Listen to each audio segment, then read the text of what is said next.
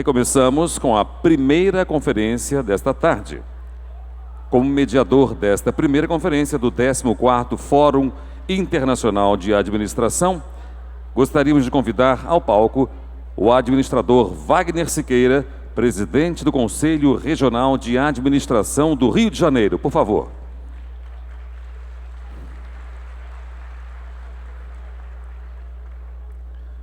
Bem, senhores, nosso primeiro conferencista é reconhecido como um dos principais teóricos da hipermodernidade. Possui, dentre as obras de sua autoria, em conjunto com autores renomados, títulos como Os Tempos Hipermodernos, É Possível Viver o que Eles Pensam e Cartas sobre a Hipermodernidade.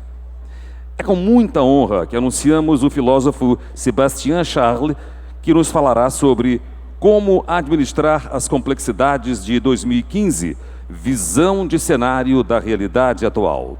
É o tema da nossa primeira conferência deste 14º Fórum Internacional de Administração. Por favor, professor.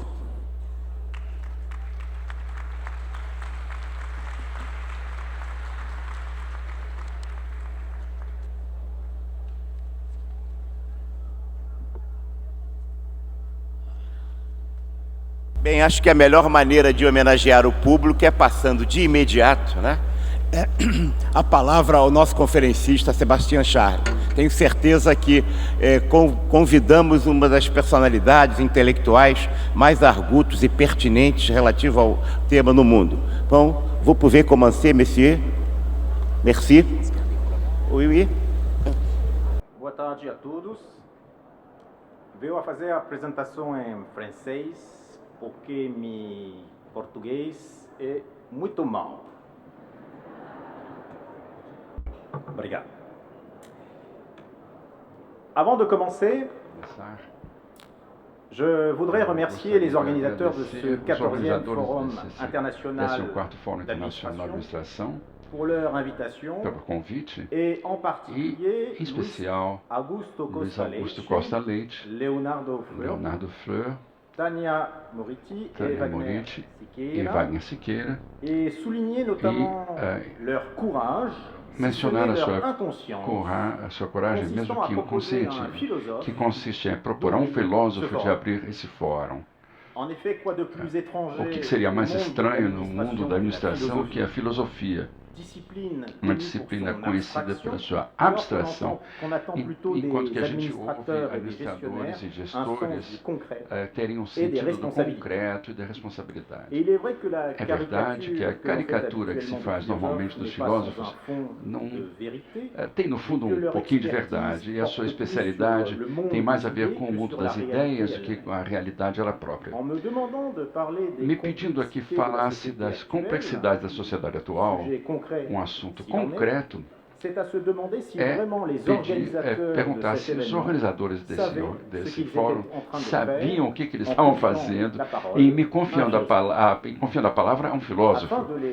E para tranquilizar-nos e justificar o sentido da minha presença entre os senhores, eu gostaria de estabelecer uma nuance pouco bonito do filósofo, tal como eu o vejo de minha parte, a prática da filosofia e no que ela pode responder a preocupações concretas. Se o pensamento filosófico tem a ver com o genérico ou com o abstrato, se a filosofia é mesmo, tal como dizia Deleuze, uma atividade que produz conceitos, assim mesmo é verdade que tais conceitos têm como objetivo explicar o real, explicar a realidade tal como ela é. Quando Platão falava das ideias ou formas para se dar conta do mundo sensível, quando Epicuro ali opunha seus átomos, quando Nietzsche falava da vontade ou quando Marx citava a luta de classes, todos eles queriam falar do mundo tal como ele é, ou pelo menos tal como eles o viam, tal como eles o concebiam, e se servir de tais conceitos de forma, os átomos, a vontade do poder, a luta de classe, para poder descrever esse mundo. O problema é que os filósofos têm a tendência a dobrar o real para fazê-lo entrar nos seus conceitos. Os filósofos não se distanciam quanto à sua teoria, ou seja, a verdade por trás das coisas, e que lhes falta, portanto, o real que eles pensam definir, porque o real, por definição, ele vai ademais de qualquer conceito. Então, a vantagem do filósofo não é ser abstrato, é pensar que a abstração basta e pode explicar tudo, o que lhes torna, no fundo, ridículos. Se os conceitos são úteis, devemos saber também o que, em geral, os filósofos não fazem, mas eles não são os únicos, como os senhores bem sabem, posto que no mundo da administração e da gestão, também há conceitos, e pensamos muitas vezes que os conceitos bastam a orientar a ação dos administradores e dos gestores, como se, uma vez mais, a mágica dos conceitos pudesse trabalhar tudo sozinha, como por milagre, e criar ela mesma os bons hábitos de gestão. E todos sabem que esse não é o caso. Voltando aos filósofos, assim mesmo, há no seio da tradição filosófica pensadores que optaram por desconfiar dos conceitos e de lhes dar apenas um status operacional para poder melhor ver o real sem querer totalmente explicá-lo ou justificá-lo. É nessa orientação que o meu trabalho se inscreve e que o conceito que eu desenvolvi nos últimos anos com o sociólogo francês Gilles Lipovetsky, o conceito de hipermodernidade, deve ser entendido. É esse o conceito de hipermodernidade, que me permitirá responder, em parte, à questão que me foi proposta pelos organizadores desse fórum, quando eles me pediram como deve ser as complexidades de 2015 e que visão de conjunto podemos fazer atualmente com as nossas sociedades. Me parece que o conceito nos permite nos interrogarmos sobre os desafios aos quais enfrentamos para melhor compreendê-los. Um desafio que parece ficar cada vez mais complexo dos primeiros 15 anos desse novo século, que está apenas começando. Mas o que esse conceito estranho e algo grandiloquente de hipermodernidade, o que significa esse conceito? Como o prefixo hiper deixa entender, a hipermodernidade caracteriza atualmente uma exacerbação, um novo nome da modernidade. Nesse caso, para entender melhor a significação, para saber do que está se falando, bastaria definir o que é a modernidade. Et ensuite, de penser cette modernité. É de pensar essa modernidade no regime da desmedida. Porém, a definição da modernidade não é automática. Em geral, é qualificado de moderno tudo aquilo que é contemporâneo, aquilo que se faz neste momento, aqui e agora. Para que sejamos todos modernos.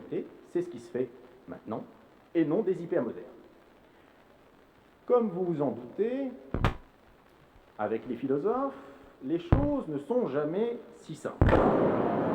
D'une part, pour les théoriciens des idées, la modernité a un sens précis et renvoie à un moment historique particulier qui se situe aux alentours des XVIIe et XVIIIe siècles, au moment où se mettent en place en Europe des processus inédits de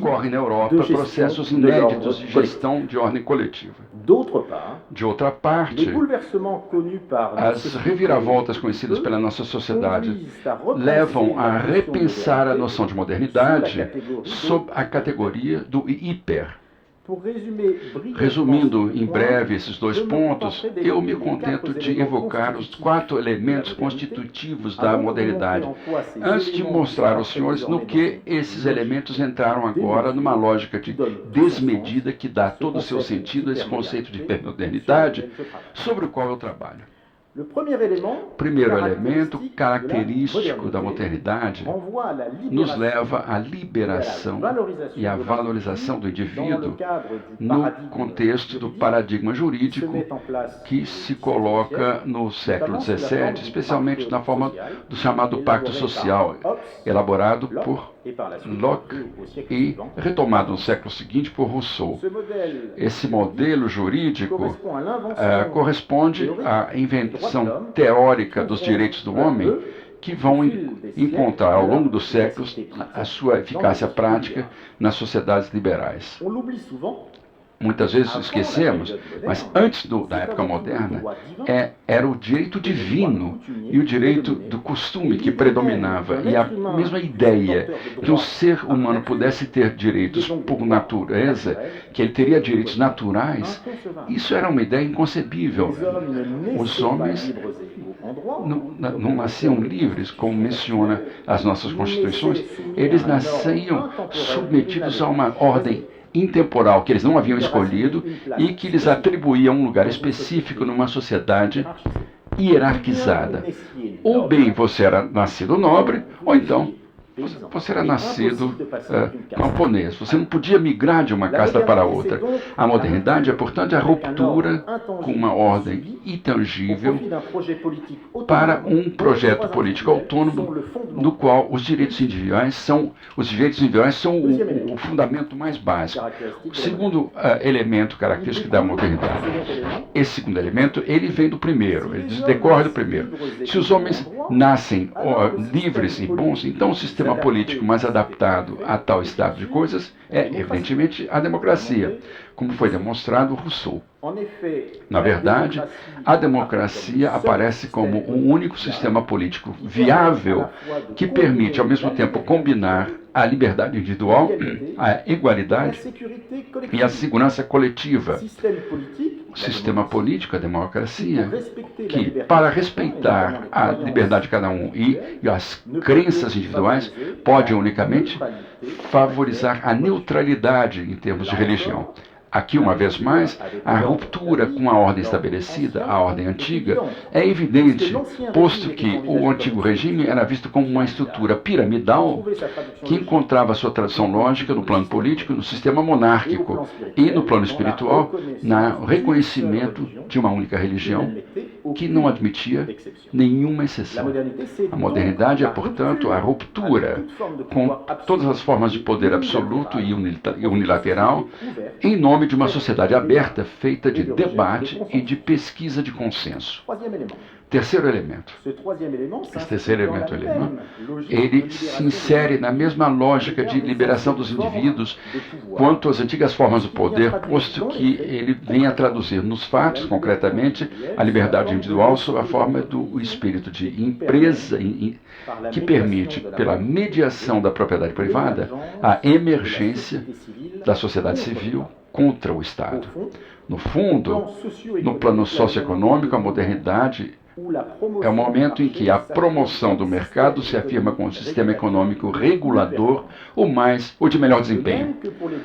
Tal como os dois primeiros elementos, a mudança é aqui brutal em relação às sociedades pré-modernas, onde a economia era pouco valorizada, o mercado sendo considerado como um mal necessário e a acumulação de riquezas como um vício, em sociedades onde a pobreza e a simplicidade eram apresentadas como virtudes.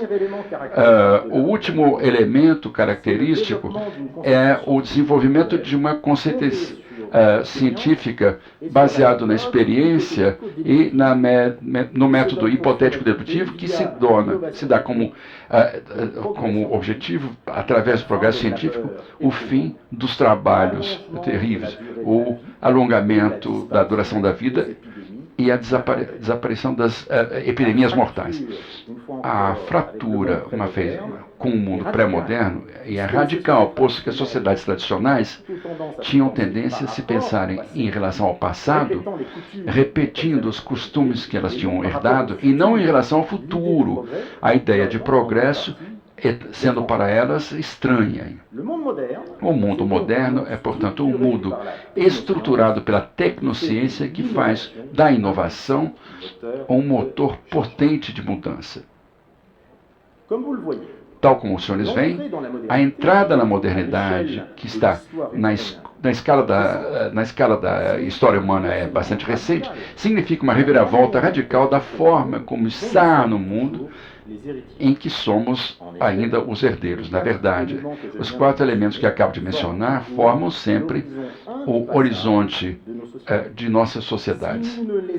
Se não nos apreendemos com a mesma ingenuidade que os homens da primeira modernidade, que pensavam que a aliança do reconhecimento dos direitos naturais, da democracia, da ciência e do mercado iam resolver todo o problema, assim mesmo é verdade que nós não imaginamos um futuro possível fora da modernidade.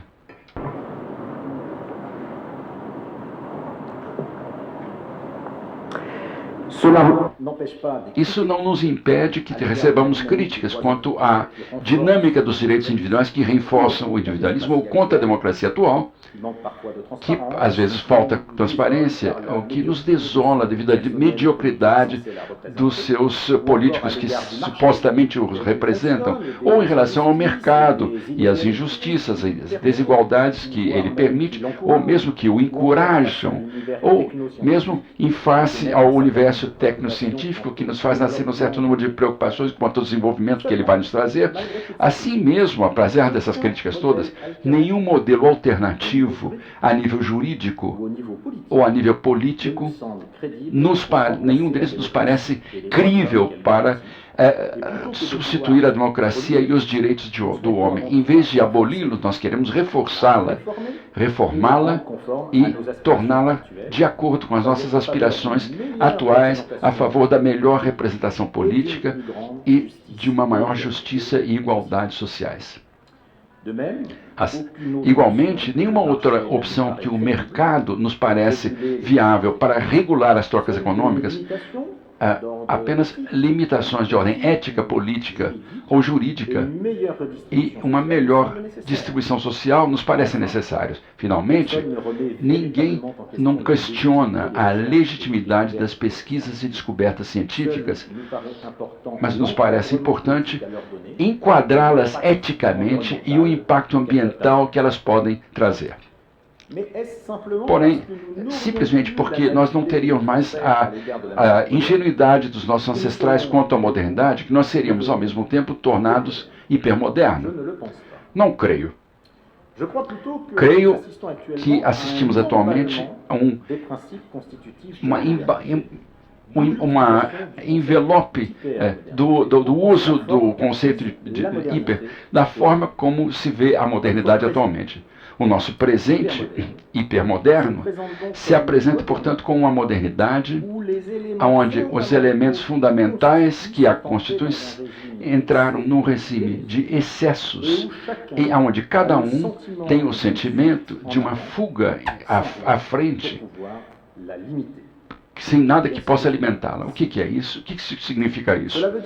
Isso significa que o modelo hipermoderno tende a valorizar o individualismo, que ele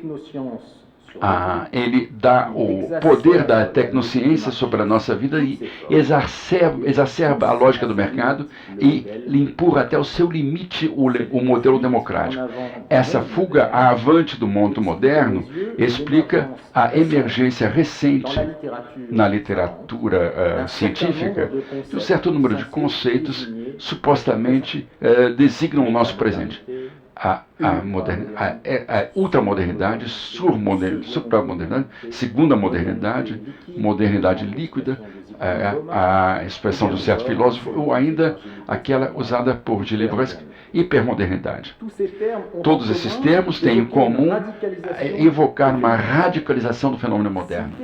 Se eles testemunham todos a mesma intuição, o termo hipermodernidade me parece assim mesmo o mais adequado, naquilo que o superlativo hiper se cola melhor essa ideia de uma radicalização da modernidade, como testemunha a sua retomada em várias formas. hiperatividade, hiperinflação, hiperligação, hiperrealismo, hipertexto, hipersensibilidade, hipersexualização, hiperteorismo, hipervigilância e por aí afora.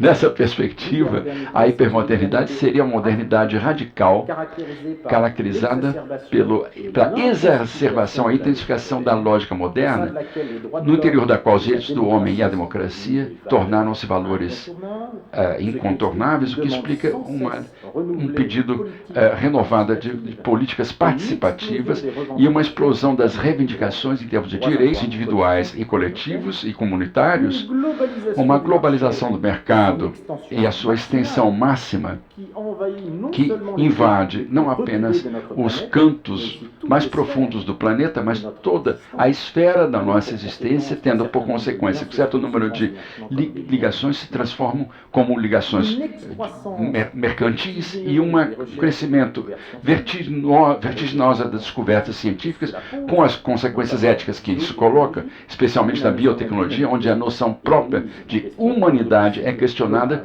por possíveis clonagens de seres humanos. A primeira modernidade tinha como vantagem fornecer uma finalidade positiva a seus próprios excessos e apresentar um futuro glorioso de uma humanidade reconciliada com si própria, uma desaparição das inigualdades e da exploração, uma compertação e uma concórdia universal. Notre hypermodernité. Essa hipermodernidade, nossa segunda modernidade, se apresenta como uma modernidade desprovida de qualquer finalidade que não seja o aprofundamento de sua própria lógica, funcionando a todo vapor, sem poder justificar a si mesmo seu próprio desenvolvimento, nem parecer se autolimitar.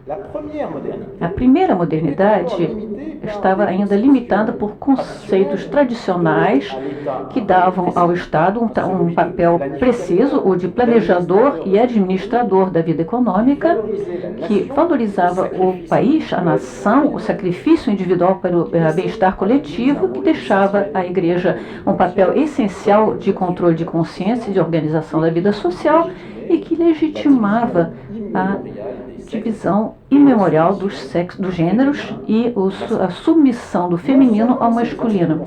Não somente esses antigos conceitos já não dominam ou predominam mais, mas seu próprio significado agora falta. Então, nas nossas sociedades liberais, quem poderia estar ainda em favor da submissão das mulheres aos homens? Contra esses antigos conceitos, concepções da sociedade, a sociedade moderna se construiu em torno de uma sociedade civil que foi uma muralha para as prerrogativas do Estado, destruindo esse conceito mesmo do Estado-providência, a ideia da nação perdeu de sua importância, o sacrifício individual pela nação, então nem se fala. A religião parece ainda ter um papel folclórico mais do que estruturante, e o reconhecimento da igualdade dos gêneros agora é compartilhado por todos. Enquanto que a primeira modernidade se via limitada pelas antigas formas de socialização e poder, pelos valores tradicionais de autoridade e respeito hierárquicos, pela designação de papéis precisos dentro da família, das instituições públicas e a hipermodernidade, por seu lado, já não tem força suficiente que impeçam de correr para frente, que é a sua característica. É preciso sempre inovar, transformar-se, mudar as coisas, encorajar a mobilidade e a flexibilidade, como se nenhuma outra alternativa para o culto da transformação permanente fosse possível.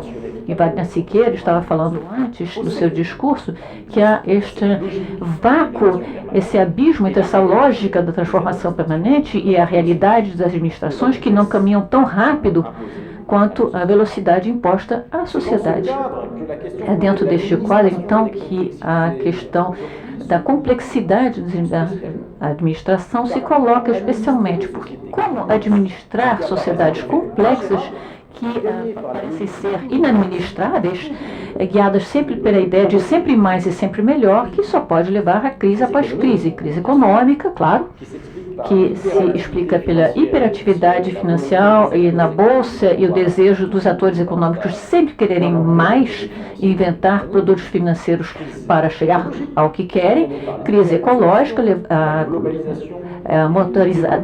levada adiante pela motorização, criação de megalópolis tentaculares, crises sociais explicadas pelo hiperindividualismo que multiplica os riscos e desaparecimento dos pontos de referência tradicionais, crise tecnocientífica com o crescimento da cibercrime e desenvolvimento da tecnociência, crise geopolítica com o crescimento dos conflitos políticos e religiosos e difusão do terrorismo em nível internacional. Crise de gestão, quando os modelos propostos duram apenas pouco tempo, são efêmeros e as organizações são levadas pela ideia de mobilização e transformação permanente que destroem uma sensação de estabilidade existente dentro das organizações.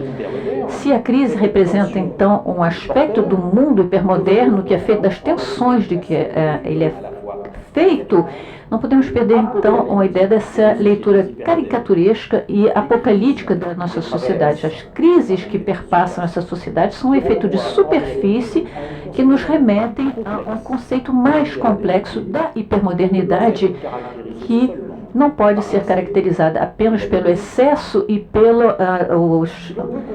excesso de tamanho.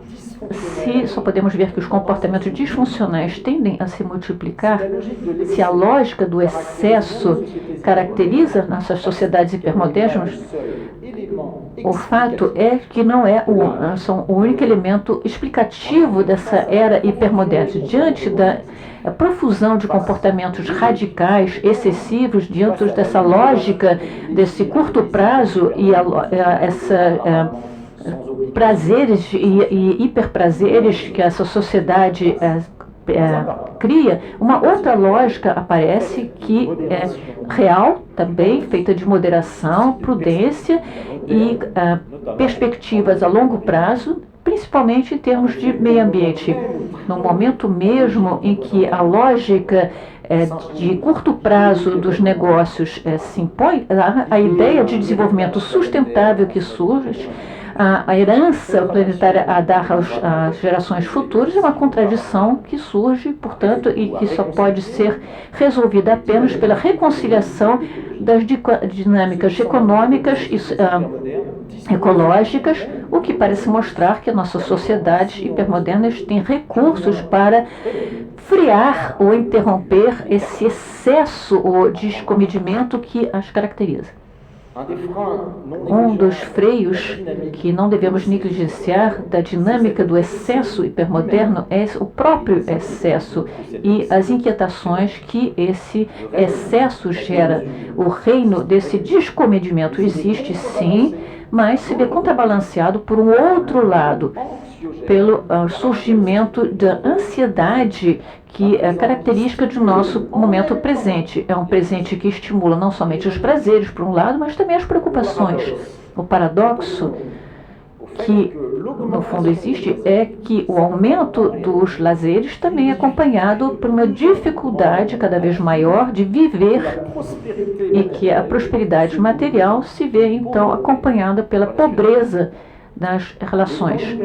Os tempos hipermodernos implicam que cada indivíduo, deixado à mercê da sua própria liberdade e submetido a forças paradoxais que opõem, por um lado, as exigências do hedonismo e a responsabilidade, tem por consequência uma sociedade esquizofrênica que se vê presa entre uma cultura do excesso, do sempre mais, da multiplicação das experiências e, por outro lado, o elogio da moderação, da simplicidade, da preocupação consigo mesmo e da própria saúde. Então, para dar uma ideia mais concreta desses paradoxos hipermodernos que nos remetem a essas demandas contraditórias, por um lado o desempenho, por outro lado a moderação, por um lado ultrapassar-se a si mesmo e por outro lado a cautela, eu vou dar 3 exemplos que vão dar sublinhar um pouco esses aspectos. Um lado o corpo, a sexualidade e o trabalho.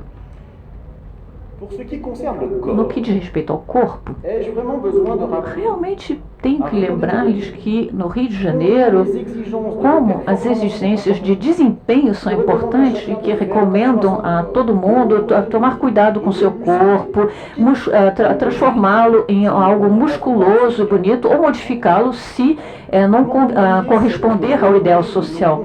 Como negar esse desejo dos nossos contemporâneos, das mulheres principalmente, de alcançar este ideal de juventude e magreza, ou dissimulando os sinais da idade e as imperfeições do corpo e a imperfeição dos regimes cosméticos e a cirurgia plástica, claro.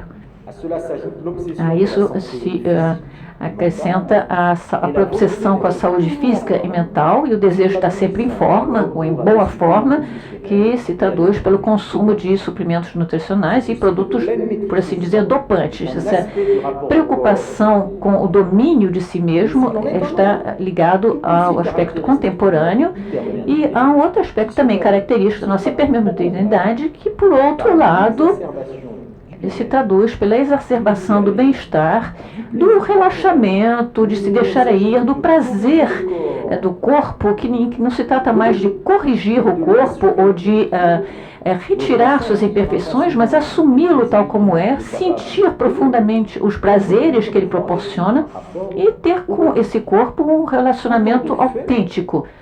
São fatos que mostram que o ideal da perfeição se vê limitado de uma maneira muito forte por essa lógica do bem-estar, a preocupação de beneficiar-se de experiências diferentes do desempenho, fundado sob uma forma de estetização da existência que prefere o melhor ao mais.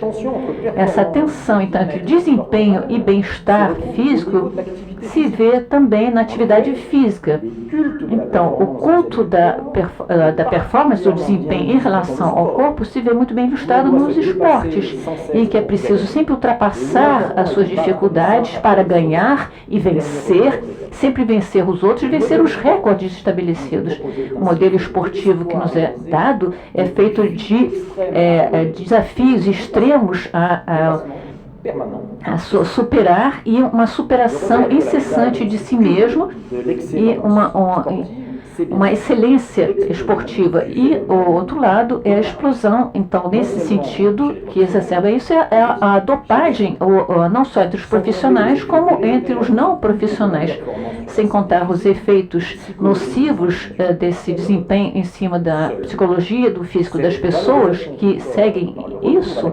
Essa valorização do corpo através da atividade física e desportiva nos remete a um outro fenômeno que não tem nada a ver com a lógica do desempenho. No caso, a estetização da existência. Nesse contexto, os esportes aparecem não mais sobre o aspecto da competição, mas sobre o aspecto do prazer, o prazer de praticar uma atividade em convívio com outras pessoas, a gozar do tempo livre e descobrir novas atividades esportivas. Os esportes são vistos não somente como uma maneira não mais de levar o corpo ao extremo, mas sim de mantê-lo em boa forma e de ficar em boa saúde, multiplicando ao mesmo tempo as exigências de desempenho e bem-estar, propondo ao mesmo tempo aos indivíduos ultrapassar suas dificuldades e ao mesmo tempo se moderar. Nesse ponto, nossas sociedades hipermodernas transformam-se em pontos de tensão e de paradoxos que tornam difícil o entendimento e a gestão das coisas. Os mesmos paradoxos podem ser salientados para meu segundo exemplo, a sexualidade no mundo hipermoderno. Nesse caso também, as injunções do hiperdesempenho são preponderantes. O alongamento do pênis para ter um maior desempenho funcionante, a calibragem das medidas femininas para corresponder a uma visão padronizada do corpo, hiperperformance sexual, desempenho em todas as idades do corpo, experimentar tudo no mercado erótico, que sempre introduz novos produtos, explosão da pornografia na internet, etc.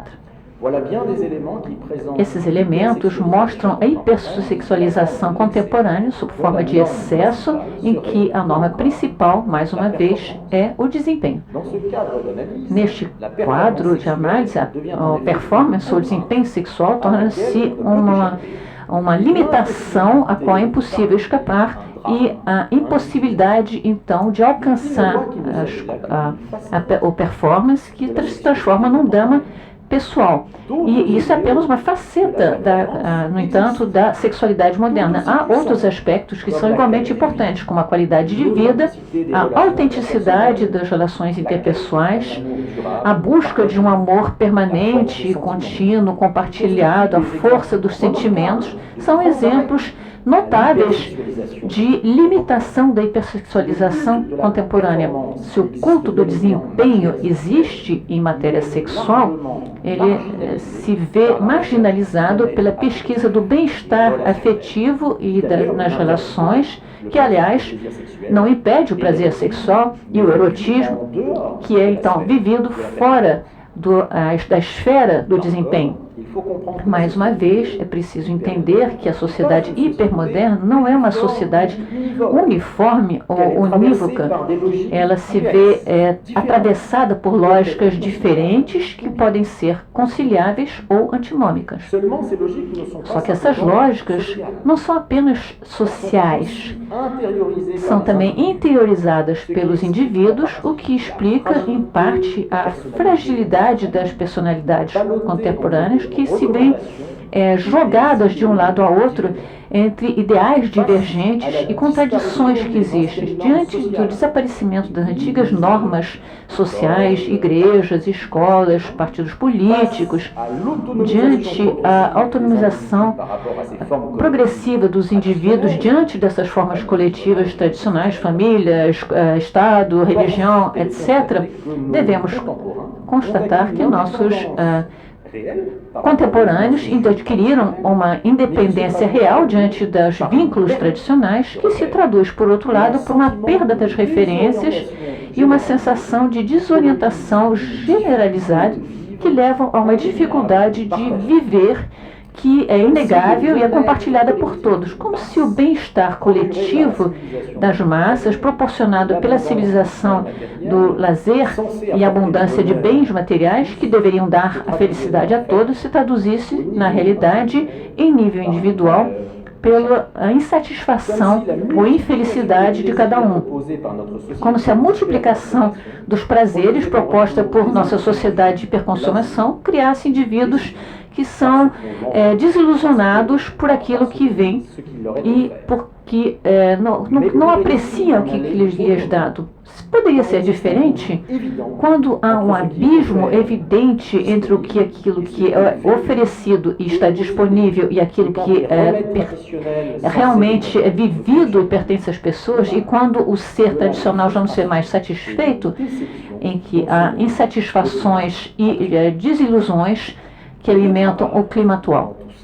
O trabalho nisso tudo, onde está? Vocês me perguntarão, o que acontece com o valor do trabalho e a gestão do trabalho dentro das organizações às quais vocês pertencem? Como motivar no trabalho quando a dimensão dos lazeres e prazeres cresce junto com a decepção e a frustração de funcionários cada vez mais exigentes e cada vez menos fiéis às organizações em que trabalham?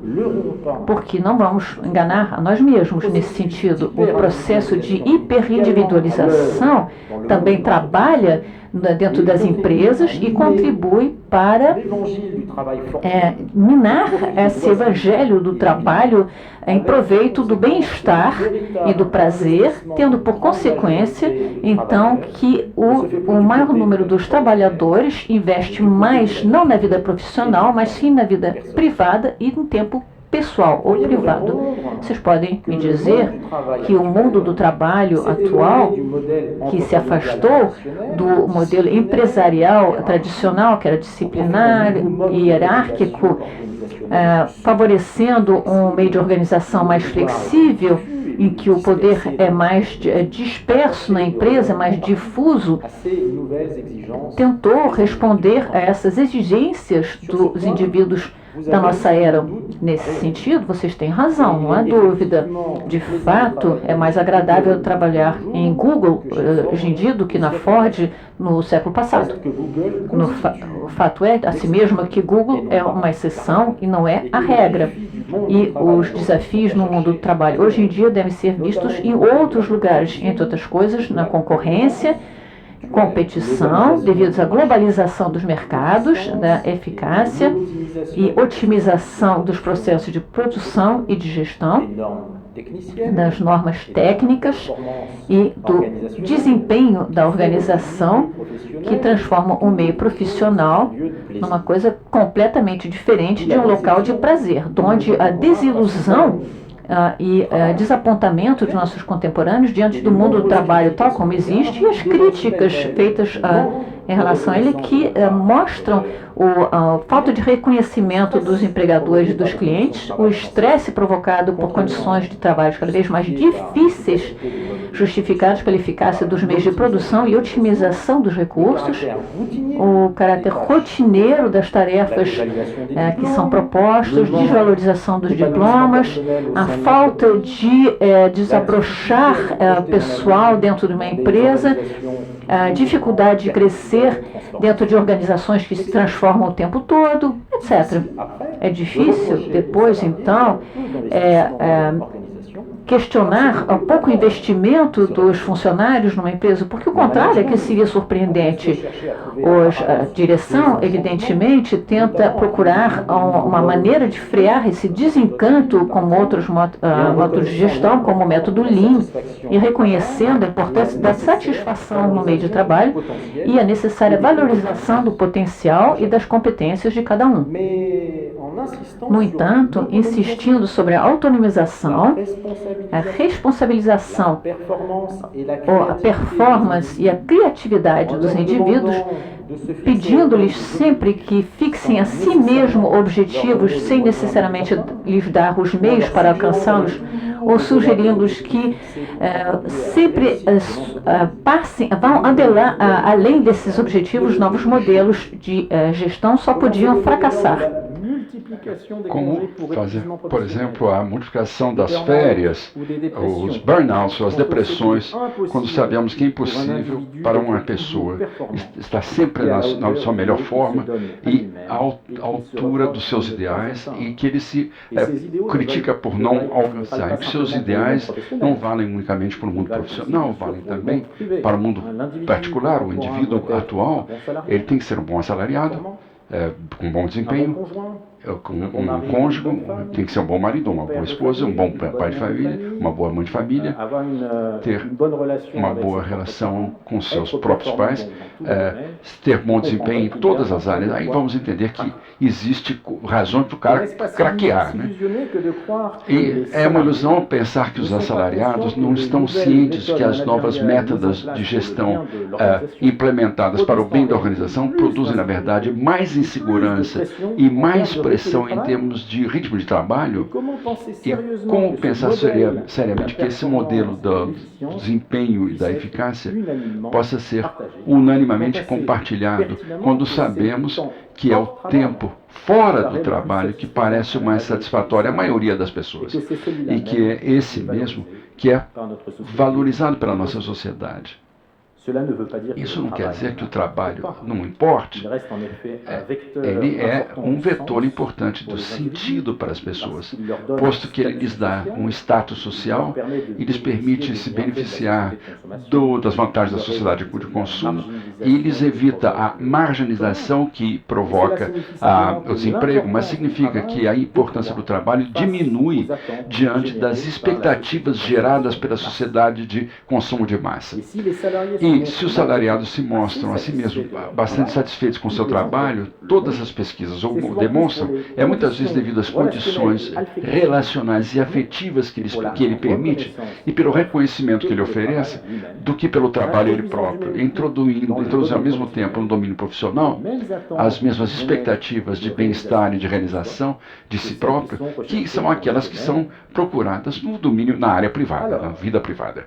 Portanto, em tal contexto, contexto onde as relações de trabalho são dominadas pela lógica hipermoderna, como gerir uma organização? Como motivar os empregados que tenham que a preocupação do prazer é mais forte que a necessidade do trabalho? Estou falando da necessidade do trabalho, posto que não devemos errar se podemos encontrar prazer no trabalho, porque o trabalho lhe dá um status social e contatos profissionais estimulantes.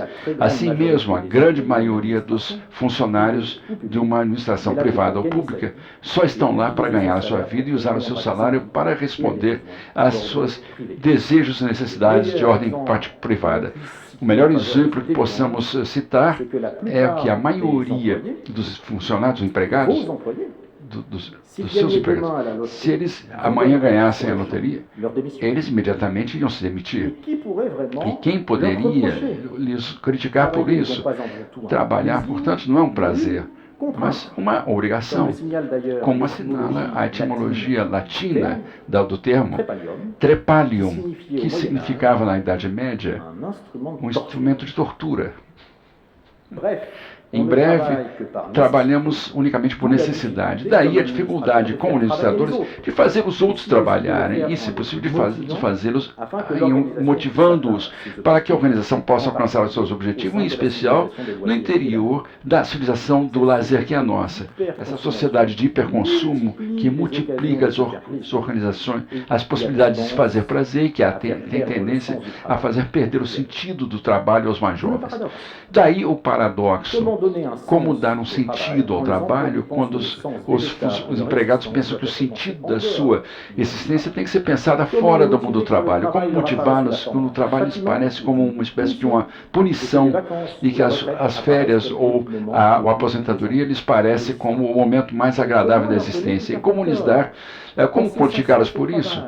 Pensar sobre o trabalho, viver unicamente para o trabalho, isso não seria ter uma relação patológica com a sua profissão?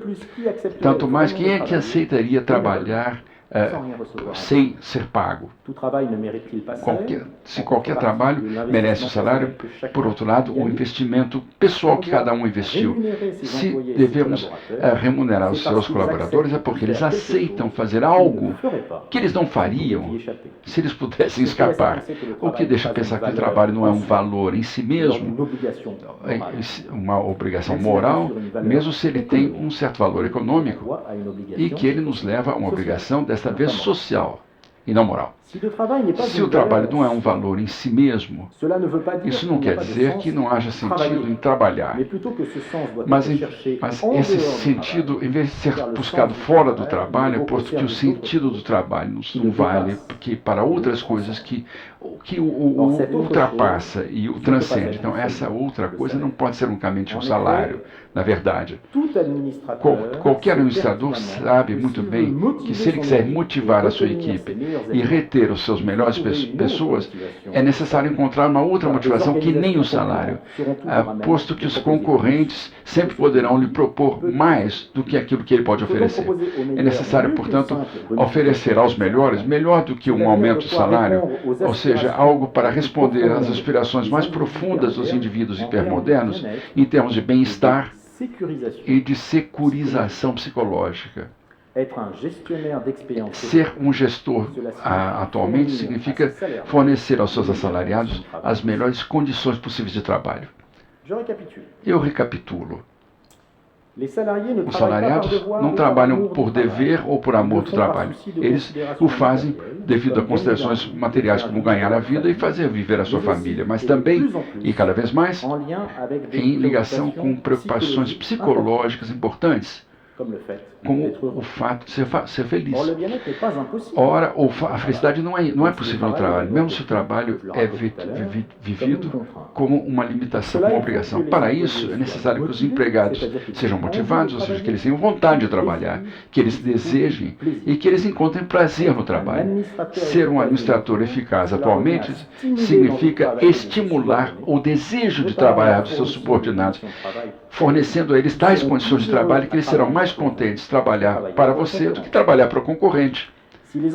Se os empregados não trabalham por prazer, nada lhes impede de tomar prazer ao trabalhar para você, a se sentirem úteis, a participar de uma aventura coletiva interessante e trabalhar em harmonia com seus próprios valores, a ser reconhecido pela qualidade daquilo que eles fazem e daquilo que eles são, um elemento que pode garantir uma nova forma de ligação mais afetiva do que antes à organização. E se há prazer em trabalhar sob a sua direção, porque eles sentem que os senhores se preocupam com o seu bem-estar social, se eles encontram uma razão objetiva para sair da sua organização, então, por outro lado, isso deveria lhe dar aos senhores essa felicidade no trabalho que os senhores estão dando. Mas eles não podem sentir esse prazer de trabalhar para vocês, senão se vocês mesmos encontram sentido na sua profissão e que o seu trabalho lhes dá um verdadeiro prazer, ou seja, que se lhes dão de boas condições de trabalho. Portanto, devido ao fato que o trabalho não é um prazer, que refletir sobre a questão prazer do trabalho é uma aposta decisiva para os administradores que vocês são. Pouco importa que se trate do prazer dos outros ou do seu próprio prazer. Vemos que a dinâmica hipermoderna ela está totalmente intrincada no mundo do trabalho para repensar a estrutura em nome dos ideais do hiperindividualismo e da hiperconsumo, do consumo, que fizeram do bem-estar uma paixão democrática, compartilhada e da melhora das condições de vida o motivo principal das reivindicações individuais e coletivas.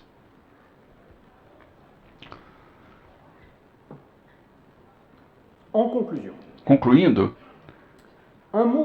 uma palavra ainda sobre tais complexidades que eu mencionei e que fazem o trabalho atual do administrador muito delicado, posto que as exigências às quais ele enfrenta mudaram muito e as competências que permitem de enfrentá-lo também mudaram. O regime hipermoderno tem, na verdade, ele fez uma reviravolta fundamental à relação com as coisas e com os seres, reorganizando o desejo de cada um em torno do modelo de consumo feito de prazer e satisfação individual e transformando os indivíduos em consumidores com os efeitos que isso tem sobre o seu comportamento e seu imaginário, doravante organizado em torno de valores afetivos e relacionais. Tal dinâmica do consumo é tão poderosa que ela contribuiu para modificar as antigas estruturas sociais organizadas em torno da família, da religião ou da política, que foram impactadas pelas reivindicações individualistas do bem-estar e de realização pessoal. E não vou voltar a isso hoje, sobre toda a reflexão que foi feita por um certo número de sociólogos contemporâneos sobre a ideia de uma religião à la carte, à escolha. Em tal perspectiva, o mundo do trabalho não poderia ele mesmo escapar a tal reorganização do social em torno dos seus valores de bem-estar e de realização de si próprio, que faz que não podemos mais administrar uma companhia ou uma administração hipermoderna como isso era feito antigamente, ou seja, sem levar em conta a enorme mudança das expectativas das pessoas em relação ao mundo profissional que deveria se conformar em parte unicamente, a seus desejos.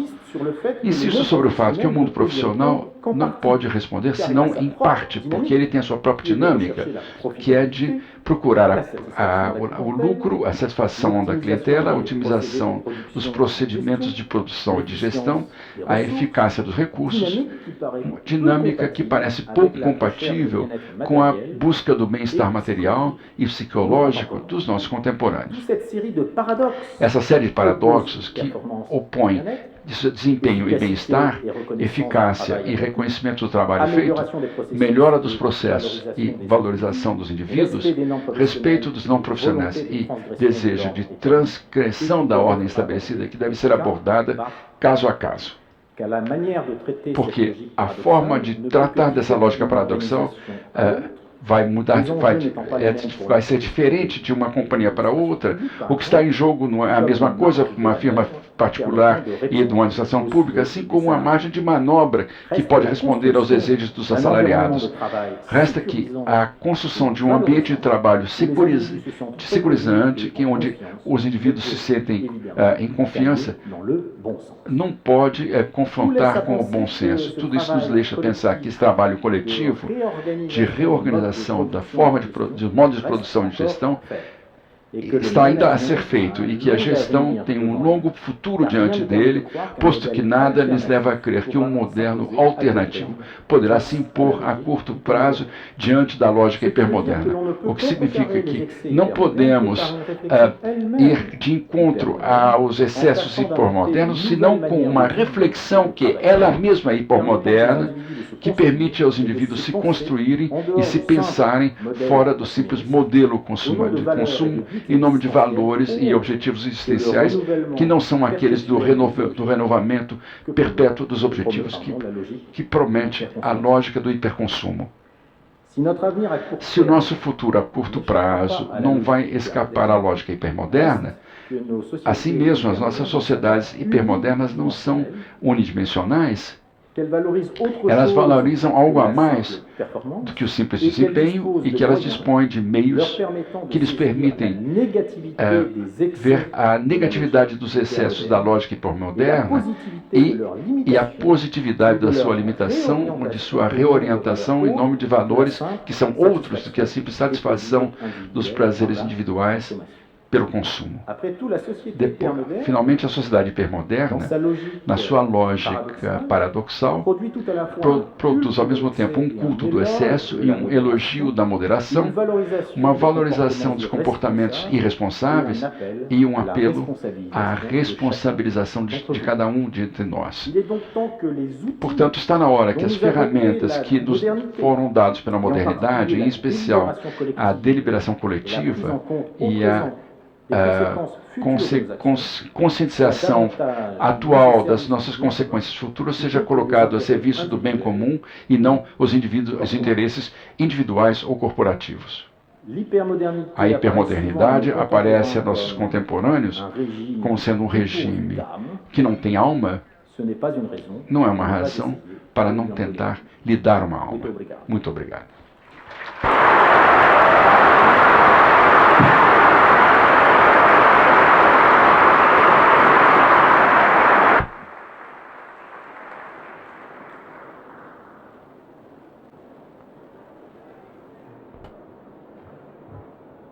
Eu pergunto à coordenação, se há possibilidade de perguntas, de questões. Assistimos uma conferência extremamente importante com uma vantagem adicional. Revolução do mais, do excesso, revolução da mobilidade, também em excesso, revolução da mentalidade, também em excesso. E ao administrador nas organizações, e não há nenhuma atividade humana em que não esteja um administrador, uma organização, que limite e impor a esse, para poder contrabalançar esses excessos com essa moderação. Isso me fazia lembrar São Paulo, que dizia, né? Tudo me é permitido, mas nem tudo me convém. Isso me pensei quando ouvia com muita atenção as palavras de Sebastião Chartres. Eu entro no supermercado, eu estou diante claramente do excesso de produtos, mas que limites são impostos pela legislação, que é uma outra ordem, porque a ordem econômica vai colocar produtos e mais produtos e mais produtos. Há que ter limites que imponham que determinados produtos não sejam possíveis. Não há limites para a ciência, pela própria ciência, não há limite pela biologia, da própria biologia, nem da própria economia, né? Senão a gente entra no politicamente equivocado e politicamente incorreto de achar que o politicamente correto é o certo, de que qual é o valor moral de um preço de barril de petróleo?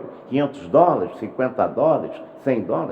Quando a gente vai no supermercado, são os meus valores morais que não vão me permitir roubar um produto, mas pelos valores éticos, eu talvez escolha aquele produto de organizações que não explorem criança, que não explorem, né, o ser humano em geral, que preserva o meio ambiente. E há também os meus limites religiosos pela minha opção religiosa. Que limites? Eu imponho que determinados produtos, determinados pela religião. Portanto, profissionais de administração, com esse quadro de referência da hipermodernidade, do que nós estamos vivendo aqui ou agora, certamente nos faz refletir muito para dar maior objetividade, maior consequência à nossa ação gerencial. Alguma pergunta? Existe? Eu não estou enxergando. Temos três perguntas. Temos aqui 3 perguntas? Sim. A primeira: que tipo de futuro a sociedade está construindo, se é que está? Eu queria parar de falar, porque eu estou falando para a pergunta, senão eu vou ficar falando, me entusiasmou tanto, mas é bom ouvir o conferencista.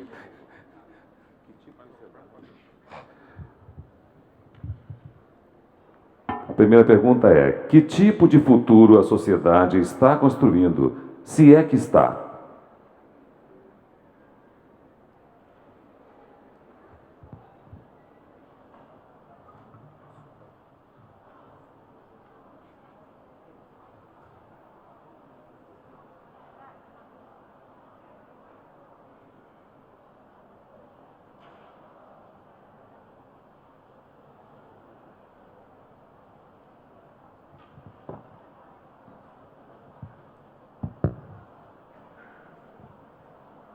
Merci pour la question. Obrigado pela pergunta. Si vous permettez, je vais vous répondre comme faisait Eu vou Aristote, responder c'est-à-dire en como fazia marchant. Aristóteles, caminhando. Écoutez, la Veja, conférence que j'ai a faite conferência que eu acabo de fazer vise d'abord et avant tout à visa, fournir sobretudo, un panorama fornecer um de panorama la société da sociedade de d'hyperconsommation hiperconsumo, telle que je la pense. tal como eu a vejo. Et vous êtes en train de me pousser Vocês me vers ce que je forçam dénonçais au départ, em direção a algo que eu denunciei no começo, a saber, utiliser la philosophie usar a filosofia como concepção integral do real e, portanto, pedir que dar resposta à integralidade das suas perguntas. Como eu assinalei, na perspectiva filosófica, é ser um observador do cotidiano e evitar o papel profético que foi o de alguns filósofos ao longo da história e que me parece ser bastante perigoso. Portanto, é difícil para mim responder-lhe qual será o futuro da sociedade hipermoderna. Eu creio que, num certo momento, os impactos ambientais, econômicos, sociais serão tais que tal lógica do excesso vai, de uma certa forma, ser em grande parte limitada. E, sem dúvida, um dia, dentro de um século, 2 séculos, os sociólogos do futuro vão se colocar outras perguntas sobre a nossa sociedade e vão perguntar como é que nós conseguimos ser tão bestificados pelos objetos e pelo consumo. Por enquanto, a solução, tal como eu a vejo e a penso, ainda não saiu dessa lógica do consumo. E há um certo número de freios que eu mencionei há pouco. São freios que nos ensinam a consumir melhor e não parar de consumir. Consumir melhor, ou seja, consumir de forma responsável e não irresponsável. Portanto, a atualidade da nossa sociedade atualmente, ela está presa entre esse elogio da moderação e o culto do excesso, mas, por enquanto, a curto prazo, não a vejo sair dessa dicotomia entre exagero de um lado e moderação do outro. Há tanto prazer no consumo, o consumo produz um efeito calmante sobre as pessoas. Há um tal prazer no consumo que eu vejo mal essa sociedade sair do seu hiperconsumo. Portanto, não me forcem a ser um profeta do futuro, eu lhes dou apenas uma leitura da sociedade tal como ela funciona atualmente. Mas eu fiz 3 exemplos. O exemplo do corpo, da sexualidade, do trabalho, e eu poderia multiplicar os exemplos, e para todos esses exemplos é a mesma lógica que se afirma, a lógica da dicotomia. Não creio que possamos deixar para trás essa dicotomia tão cedo. É muito provável que algum dia possamos deixar essa lógica hipermoderna para trás e que nossos netos ou nossos tataranetos se vejam surpresos que tenhamos podido viver numa sociedade que valorizava tanto o consumo. Mas isso, bom, eu deixo para o futuro essa questão. Vamos para mais uma pergunta. O participante parabeniza pela brilhante conferência e pergunta: como resolver o paradoxo do desempenho, metas de gestão, produtividade, etc., versus máximo bem-estar, diversão, felicidade, prazer, necessidades, etc. Vossa Senhoria é a favor do ócio criativo proposto por Domênico de Masi?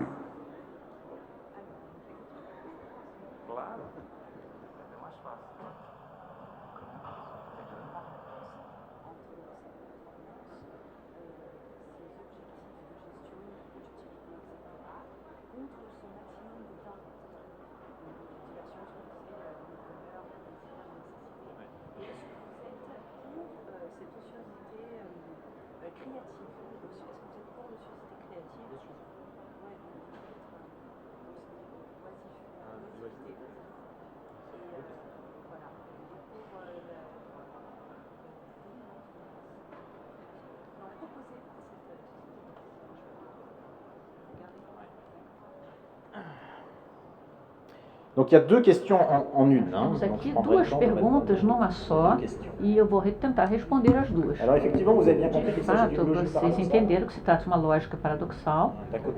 Por um lado, há o desempenho e por outro lado, a moderação.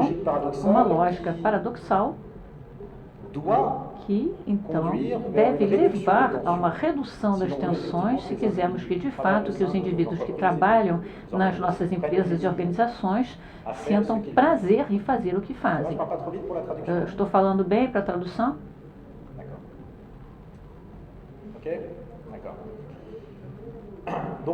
Então, sim, há uma tensão que tem que ser reduzida se quisermos que... Bom, essa tensão não é irredutível, porque há indivíduos que estão melhor em seu meio de trabalho, que também são indivíduos que têm um melhor desempenho. É um paradoxo que é aparente e que pode, então, ser reduzido se inserirmos no meio de trabalho condições que permitam aos indivíduos se sentir valorizados, se sentir felizes dentro de sua organização, de sua empresa e, portanto, ter um desempenho melhor. Como eu estava dizendo mais cedo, em conclusão, essa redução das tensões, é claro, terá que ser trabalhada caso a caso.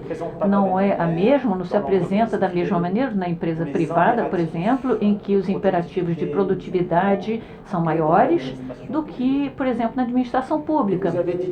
E há dificuldades que são próprias da administração pública. É muito mais difícil na administração pública reconhecer o valor de um indivíduo até pela dimensão salarial. Na empresa privada, um indivíduo com um desempenho alto terá seu trabalho valorizado por bonificações salariais, mas na administração pública, eu que sou gestor numa universidade, tem pesquisadores que sempre vem me ver e dizem, não estou entendendo, eu faço pesquisa, tenho um ótimo desempenho, sou muito produtivo e, no entanto, tenho que dar 4 cursos, que nem meu colega que não faz pesquisa nenhuma, que passa a maior parte do seu tempo na sua residência lá no fundo da floresta e eu tenho que dar aulas que nem ele. Cada um no Canadá, por exemplo, tem essa concepção clássica de ter uma casinha no meio da floresta para descansar. Então, o que vocês querem que um administrador responda a esse tipo de demanda feita por um funcionário quando há convenções coletivas e sindicatos que são super sensíveis a essa questão da equidade das tarefas, equidade das funções? Então, como administrador, eu tenho que inventar métodos de gestão que vão permitir reconhecer de fato a produtividade do tal pesquisador em questão, por exemplo, tirando esse peso dos cursos a dar e ao mesmo tempo respeitando a convenção coletiva para evitar ter problemas com os sindicatos da universidade. Vocês podem ver então que no mundo da administração pública o reconhecimento dos funcionários é o que causa o maior problema, enquanto que no mundo da empresa privada a maior fonte de problemas é a pressão que é colocada sobre os funcionários, que é uma pressão bem menos forte na administração pública, até devido à segurança do emprego de que os funcionários públicos se beneficiam. Primeiro aspecto, então, essa questão, essa tensão, essa dificuldade entre, por um lado, os imperativos da sociedade de bem-estar, do lazer e da felicidade, e a sociedade, por outro lado, do desempenho, da performance. Não pode, tem que ser tratado, então, caso a caso. É preciso que alguém faça uma auditoria dentro das empresas para ver o que é feito, propondo soluções que vão permitir reduzir essas tensões. Não há resposta geral a essa pergunta, há respostas singulares que dizem respeito a cada uma das suas organizações. A segunda pergunta. Sim, claro. Quem pode estar contra a virtude? Quem pode ser contra o lazer criativo? É claro, se vocês querem valorizar os seus funcionários, os seus empregados, vocês têm que dar tempo a esses funcionários e empregados. E eu vejo isso, mais uma vez, como administrador, a maior parte das coisas que os pesquisadores, que os verdadeiros pesquisadores universitários buscam, não é dinheiro, é tempo para ser criativo, para inovar, para repensar modos de gestão, maneiras de fazer as coisas, maneiras de ser. Para pesquisadores em ciências humanas e sociais que trabalham em cima de inovação social, em vez de inovação tecnológica, é preciso ter tempo. Então, claro que o lazer criativo é importante, mas, mais uma vez, é preciso ver no caso a caso, na administração ou na empresa, se essa organização pode dar esse lazer criativo. Mas é uma fonte muito interessante de remuneração para os funcionários, dentro da lógica do bem-estar e do consumo. O tempo dado a si mesmo é um dado fundamental. Muito obrigado. Senhoras e senhores, devido ao adiantado da hora, não poderemos mais ter perguntas, mas queremos agora fazer uma homenagem. Agradecemos pela conferência ao filósofo Sébastien Charles e também a participação do moderador, presidente do CRA do Rio de Janeiro, administrador Wagner Siqueira. E neste momento, convidamos a senhora Sônia Ferraz, conselheira federal do CRA Minas Gerais e coordenadora do Comitê Científico do 14º FIA, por favor. E também o senhor Héctor Stoppini, presidente do Conselho de Licenciados em Administração de Mendoza, na Argentina, que fará uma entrega dos certificados e das lembranças aos participantes desta conferência.